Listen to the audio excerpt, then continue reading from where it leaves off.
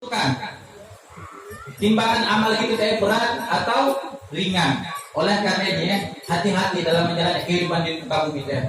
Karena malaikat Jibril itu melanjutkan nasihatnya apa kata malaikat Jibril? Wa'mal ma syi'ta fa innaka majziyun bih. Silakan kau nak beramal semaumu, nak berbuat semaumu di muka bumi kita. Tapi ingat, fa innaka majziyun bih. Apa yang kau lakukan di muka bumi kita semuanya akan dipertanggungjawabkan. Akan diberikan balasan oleh Allah Subhanahu wa taala. Faman ya'mal mithqala dzarratin khairan yara. Siapa yang berbuat kebajikan walaupun kecil seberapa zarah, ringan, tapi ingat, ia akan dibalas kata Allah. Sebaliknya, wa may ya'mal mithqala dzarratin syarran yara. Siapa yang berbuat keburukan walaupun ringan kecil, tapi ingat akan diberi balasan oleh Allah Subhanahu wa taala. Oleh karena jemaah sekalian, ketika azan berkumandang, hayya 'alas shalah. Silakan yang nak solat silakan. Yang tak nak solat pun taati silakan. Tapi ingat jemaah sekalian, masing-masing akan dibalas nanti ya apa yang telah dilakukannya ya. Ketika Allah berikan kesehatan lisan tu enak tilawah Al-Quran silakan nak tilawah. Yang tak nak tilawah pun silakan. Tapi ingat, masing-masing akan mendapatkan apa yang telah diperbuatnya ya. Kemudian jamaah sekalian, datang waktu bulan Ramadan, yang nak puasa silakan puasa, dan nak puasa silakan dan nak puasa. Tapi ingat, masing-masing nanti akan mendapatkan risikonya. Nah, oleh karenanya jamaah sekalian, kalau kita nak mendapatkan balasan yang baik dari Allah Subhanahu wa taala, turutilah perintah Allah Subhanahu wa taala. Jangan kita langgar perintah Allah Subhanahu wa taala. Oleh karena bulan Ramadan itu ya, itu momen yang pas untuk kita memulai hidup baru jamaah sekalian. Di momen itu tuh aura untukkan semangat beribadah beda daripada hari-hari yang lainnya. Ya kan? Coba lihat. Kadang mungkin di hari-hari biasa kita malas baca Al-Quran. Mungkin kita baca Al-Quran hanya di bulan hanya di pada maghrib dan bisa jadi itu. Iya pun cuma berapa ayat. Iya pun rajin. Malah jadi dalam dibuka-buka. Dibuka nunggu apa? Jemaah sekalian. Tapi di bulan puasa, saking semangatnya ada aura semangat malam-malam tadarusan jemaah sekalian. Kan jarang-jarang. Hari-hari biasa ada gitu ya. Jarang jemaah sekalian. Aura semangat tuh manfaatkan tuh hawe-hawe semangat nak beribadah tuh. Dan lanjutkan sampai nanti di akhir bulan Ramadan. Sampai nanti selesai bulan Ramadan. Dan jemaah sekalian, usah sampai itu itu perlu diwaspadai itu Biasanya kita suka dengan kemajuan. Kita suka dengan sesuatu kemajuan. Desa yang maju, suka kita. Kampungnya itu maju, suka kita. Tapi ada kemajuan yang saya dan suka. Kita pun tak suka nampaknya. Apa iya? Kemajuan saf. Saf makin lama makin maju. Artinya apa? Makin sedikit orangnya. Ya sadar ya jemaah sekalian. Jangan sampai semakin akhir saf itu solat bahkan semakin berkurang. Rasulullah jemaah sekalian dan sahabat-sahabatnya, ulama-ulama semakin masuk 10 terakhir semakin semangat loh. Kenapa? Karena keutamaan di 10 malam terakhir ya. Karena di 10 malam terakhir ya Allah turunkan yang namanya, Allah munculkan malam yang lebih baik daripada 1000 bulan. Malam apa ya? Lailatul Qadar. Malam yang penuh dengan kemuliaan, penuh keberkahan. Oleh karena jemaah sekalian, kita diperintahkan untuk mencari malam-malam malam Lailatul Qadar di malam-malam yang ganjil. Oleh karena lebih semangat, bukan justru hilang. Apa yang kita katakan raya ke jemaah sekalian? Silakan jemaah sekalian yang berkamas-kamas rumah silakan. Tapi ingat sholat juga. Jangan nanti misalnya ketika sholat tarawih dan malam akhir, taksian bapak-bapaknya tuh, ada masang gorden, tuh malam-malam sibuk. Jemaah sekalian bukan waktunya. Ketika nak ngamasin silakan, tapi cari waktu yang tidak bentrokan dengan ibadah silakan. Nak bagusin rumah, nak ngacat rumah, misalnya nak ngacat muke, silakan. Jangan ngacat muke ya. Ngade-ngade ngacat muke. Silakan memperindah rumah. Jangan sekalian, Pak Bu. Jangan habiskan umur yang Allah berikan tuh hanya untuk supi-supi cari kesukaan di dunia. Hanya nak jadi kaya misalnya. Hidup di dunia dihabiskan keras-keras. Tujuannya apa ya? Supaya kalau bisa membangun rumah yang mewah. Jangan sekalian, kalau kita wafat, kalau kita mati, sebagus apa pun awalnya rumah kita, ketagaan kita hidup ya. Kalau kita mati rumah kita sami, nak miskin ke kaya ke. Tanah. Ada ke yang meninggal dikuburkan besamin dalamnya. Dalamnya ya, samin kiri kanan atas di dalamnya. Ada enggak? Saat itu yang kita suah molah tuh ya. Nah, setelah bapak-bapak yang bikin suah molah tukang kuburan. Si jemaah sekalian, walaupun dia orang kaya ya, sami dindingnya tanah. Si diberi tehel di dalamnya. Artinya apa jemaah sekalian? Rumah yang kita bawa. Pak Bu, jangan habiskan umur yang Allah berikan tuh sibuk digunakan hanya untuk mencari harta kekayaan. Wali tanah berhektar-hektar. Silakan, cuma masalah usah lupa kewajiban, usah lupa sholat. Karena kalau kita mati Pak, sekali apa pun sebanyak apa pun tanah kita tuh ukuran tanah yang kita pakai untuk kan kita tinggal sami. Kurang lebih berapa ukurannya Pak Bu? 2 kali 3 kali menang. Sian misal dia itu orang kaya, tanahnya 1 hektar. Mungkin kita melakukan kuburan 1/2 hektar lah saya. Wah, masal-masal pakai belko misalnya. Ada enggak kayaknya Mas kan? Enggak ada. Ngade-ngade juga malah kuburan itu kan seorang 1/2 hektar. Gitu Pak Bu.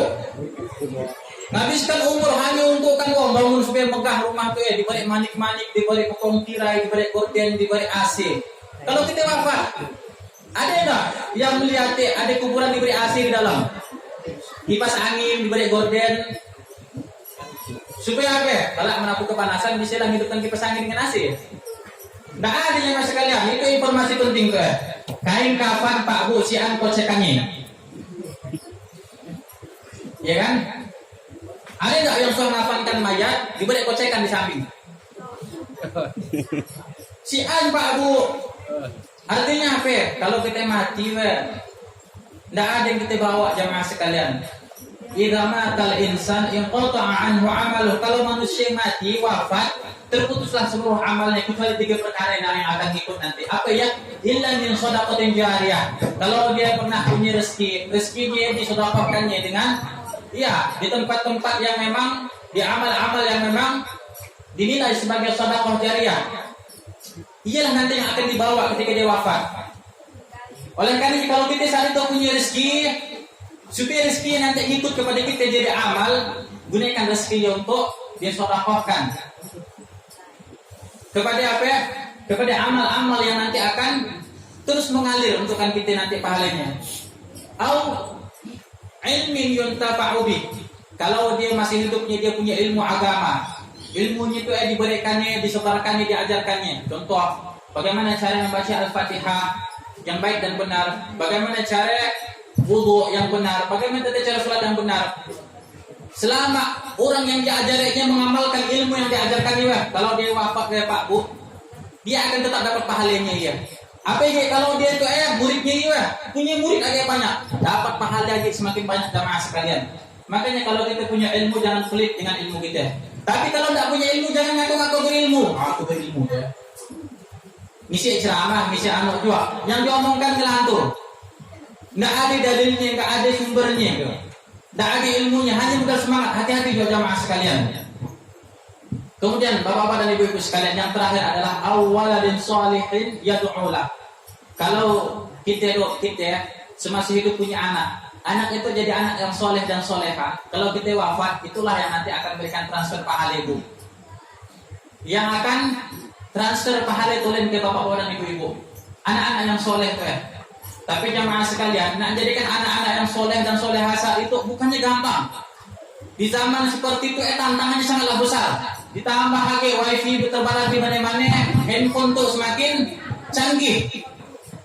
Tayo lewat yang sinon ada suah bapak itu bapak-bapak dengan ibu-ibu di pondok pesantren datang nangis laki bini yang kuat nangis nantinya diambil lah sadar yang kenapa ngadukan anaknya Pak Ustaz saya dah bingung tuh gimana ngurus anak tuh anak tuh main game dolen becewek dolen hampir bingung berdua selaki bini dapat yang saya bingung ngalengan nih lihat intinya apa ada masalah keluarga terlebih lagi anaknya seperti ya dan itu tidak sedikit jamaah sekali yang merasakannya saya disambut waktu ya ada jawab Pak saya dah rasa gagal jadi orang tua kenapa Pak anak saya carikan anaknya memainkan HP game tuh sampai suah kita kena disadangkan yang bakal latih dulu nak ngancam. Hati-hati jamaah sekalian. Untuk didik anak jadi anak yang soleh dan soleh hasil itu sulit. Kenapa? Lingkungannya yo, pengaruhnya besar tuh. Kawan-kawannya juga yo. Kalau lingkungannya bagus, insya Allah Pak Bu anak nanti akan untuk bagus.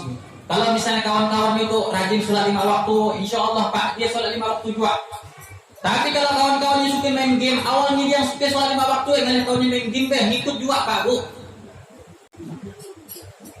Laka sahur waktu saya laka sholat subuh waktu ya lewat balikan pulang puasa itu ya tiba-tiba kali ada pihak nongkrong warungnya masih tutup tapi nongkrong doa kadek kanan jamaah sekalian nah jadi hapilah kalau menutup ya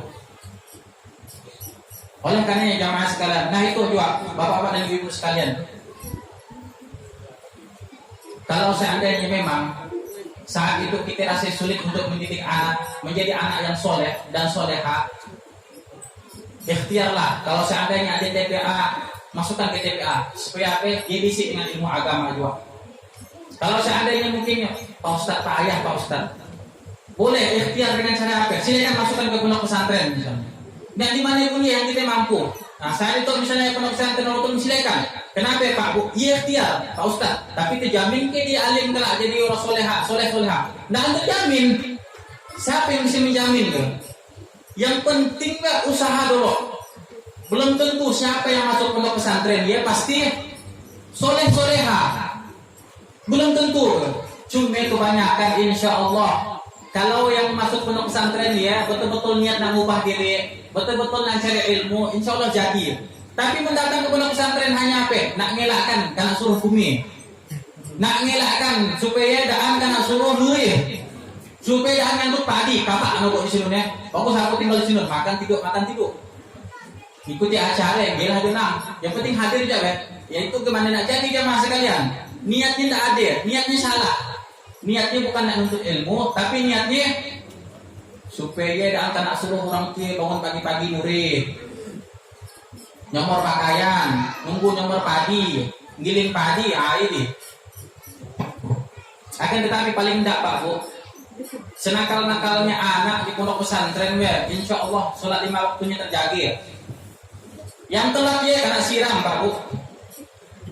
Ada ya, karena ke santri-santri yang payah menggunakan ya, itu guncang-guncang merupakan matinya dia. Jangan mau penting ya. Akhirnya ada yang garam mandongnya, ambil air segayung, pur dia baru sadar deh. Tapi paling tidak ialah usaha. Mudah-mudahan jamaah sekalian, mungkin ada yang masuk pondok pesantren awalnya terpaksa, awalnya karena takut orang tua, tidak nyukikan orang tua. Mudah-mudahan awalnya karena terpaksa itu ujung-ujungnya sadar, oh ternyata menuntut ilmu agama yang penting. Aku tuh enak jadi anak yang soleha, tapi harus dengan ilmu. Ilmu yang nanti akan mengarahkan seseorang yang menjadi anak yang soleh dan soleha. Ngomong-ngomong makin panjang saya ngomong tuh ya. Udahlah ya, mungkin dia aja dulu yang bisa saya sampaikan. Kalau panjang saya balik jauh sedang jawab. Nah mungkin Pak Bu, saya mohon maaf. Semakin banyak saya ngomong, makin banyak kesalahan yang dikeluarkan. Kalau seandainya yang benar, dia datang dari Allah Subhanahu Wa Taala. Yang salah dia datang dari kedhaifan saya yang menyampaikan. Sehingga mudah-mudahan Allah Subhanahu Wa Taala mengampunkan dosa-dosa atau kesalahan yang saya perbuat dan kita semuanya perbuat. Wa nas'alullaha ilman nafi'an. Kita mohon kepada Allah mudah-mudahan Allah berikan kita kepada ilmu yang bermanfaat. Wa na'udzu billahi min ilmi la yanfa'. Mudah-mudahan Allah hindarkan kita dari ilmu-ilmu yang tidak bermanfaat. Subhanakallahumma wa bihamdika asyhadu an la ilaha illa anta astaghfiruka wa atubu ilaik. Assalamualaikum warahmatullahi wabarakatuh.